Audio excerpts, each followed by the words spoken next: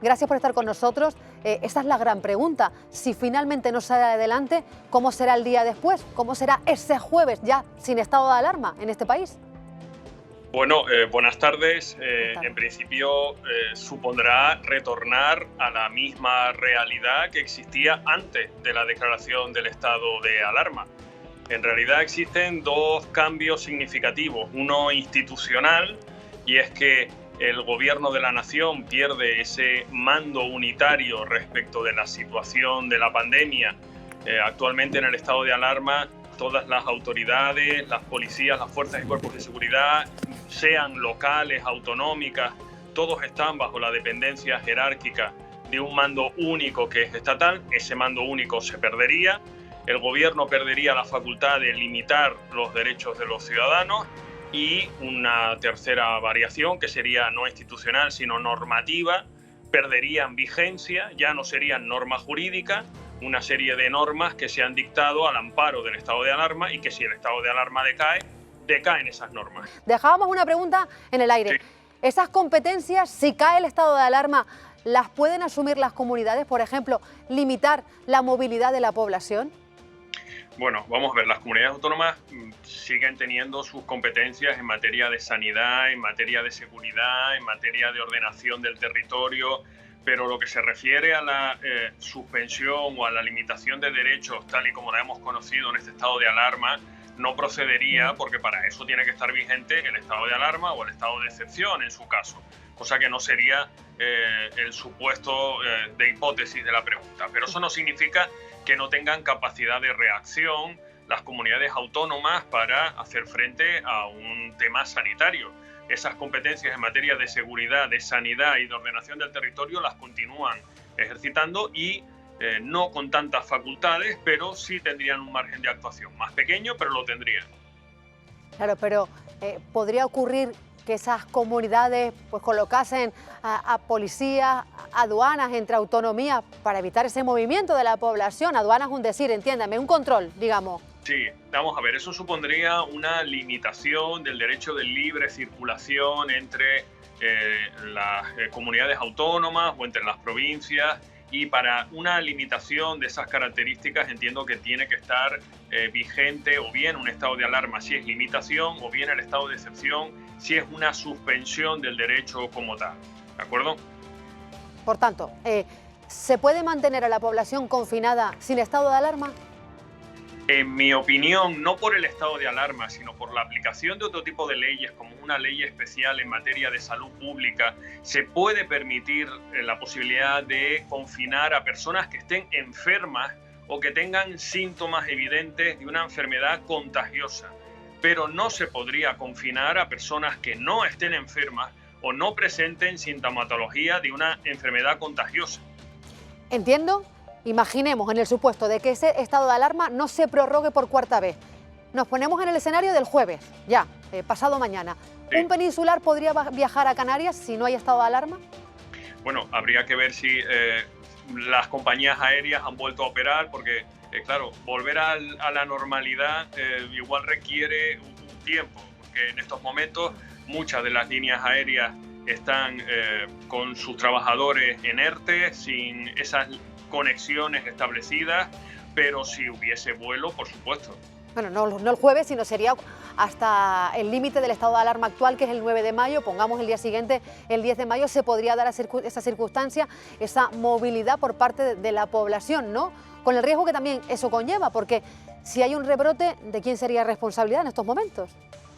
Bueno, vamos a ver, la posibilidad, al final la responsabilidad política de la gestión es de quien toma la decisión, en este caso del Congreso de los Diputados, que es quien no autoriza esa prórroga, y tendrían que ser ellos los que de alguna manera sufrieran las consecuencias de la parte positiva y de la parte negativa de esa decisión. Pepe Moreno le pregunta. Sí, Gerardo, buenas tardes. Hemos hablado ya alguna vez en el día de hoy, pero están hablando de la posibilidad, por ejemplo, el Partido Popular habla de que hay otras normativas que no son estas de el estado de alarma, sino, por ejemplo, el de la ley de sanidad pública, el aplicarla en su justa medida. Eso, por ejemplo, que era lo que le estaba preguntando ahora mismo Rebeca, es una de las posibilidades. Con eso, digamos que se siguen atendiendo a una serie de normativas nacionales, ¿no?, que imperan en todo el territorio, aunque luego cada comunidad autónoma tiene sus competencias. En sanidad, por ejemplo, lo que este estado de alarma conlleva es que el mando único en sanidad lo tiene el Estado, ¿no?, que son competencias que están además delegadas en cada una de las comunidades autónomas. Pero aquí lo que estamos viendo es una rebelión de algunas comunidades autónomas que entienden que esto se debería aplicar de otra manera, ¿no? Sí, evidentemente dentro del mundo de la política es posible considerar que las medidas pudieran ser otras, que los tiempos pudieran ser otros, o que la forma de organizarlo fuese mejor con un programa alternativo. Eso siempre en política es factible, pero sí hay que dejar claro que si no se decreta, no se prorroga el estado de alarma, efectivamente existe una ley especial del año 86 en materia de salud pública que sí permite confinar a personas que sí estén enfermas de enfermedades altamente contagiosas o con síntomas. Eso sí sería posible incluso sin estado de alarma. Lo que no sería posible es limitar la movilidad en general de toda la población, metiendo en el mismo saco a enfermos y sanos, a asintomáticos y no asintomáticos. Es diferente, ¿eh? De letrada a letrado, Nardi Barrio. Hola Gerardo, buenas tardes. Hola, buenas tardes. Yo te quería preguntar, como profesor de Derecho Constitucional, sí, ¿ha habido situaciones similares que tú hayas conocido? Sabemos que en España no, pero en otros países anteriormente a este tema de la pandemia que nos está atacando a todos. ¿Conoces algún ejemplo en tiempo atrás? No, y sobre todo de los modelos constitucionales de nuestro entorno, que son los que más conozco, de lo que es la Europa continental, de lo que es el modelo de los Estados Unidos, de lo que son los estados constitucionales de nuestro entorno. La verdad es que no recuerdo ningún episodio ni siquiera similar a estas características. O sea, Gerardo, que podríamos decir que estamos creando casi jurisprudencia respecto a lo que es el comportamiento y la actuación y las decisiones a tomar, ¿no? Sin casi, es decir, estamos explorando terrenos inexplorados, estamos aplicando normativas por primera vez, estamos tomando decisiones por primera vez, estamos intentando instaurar una respuesta a una pandemia sin ningún protocolo previo adicional. Estamos innovando, no sé si improvisando, pero desde luego estamos pisando un terreno completamente virgen para lo que es el modelo constitucional español. Otra letrada, Isabel Saavedra.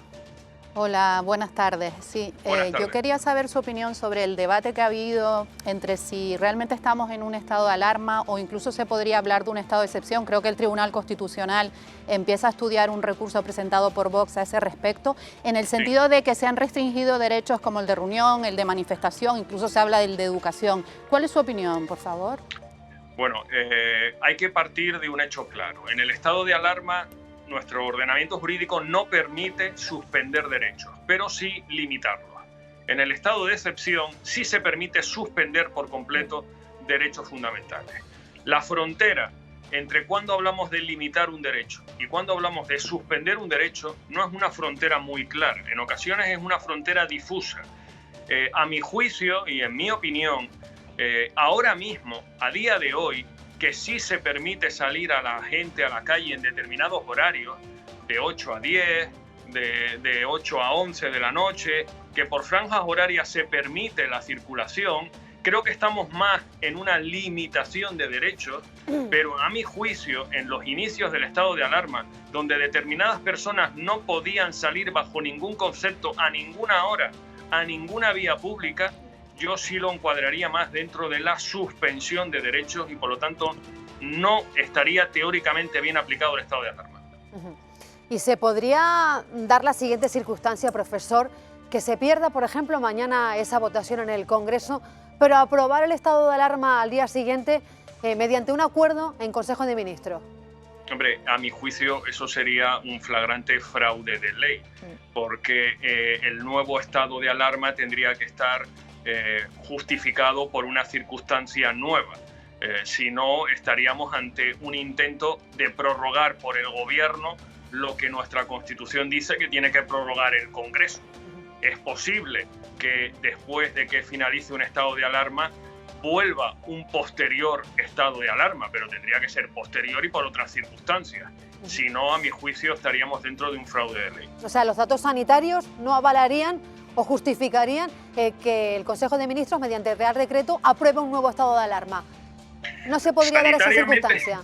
Si hay argumentos sanitarios, lo ignoro. Lo que no hay son argumentos jurídicos para que el gobierno, ante una negativa del Congreso de prorrogar el estado de alarma, pretenda declarar de nuevo el estado de alarma. Eso sí me parecería que jurídicamente es inadmisible.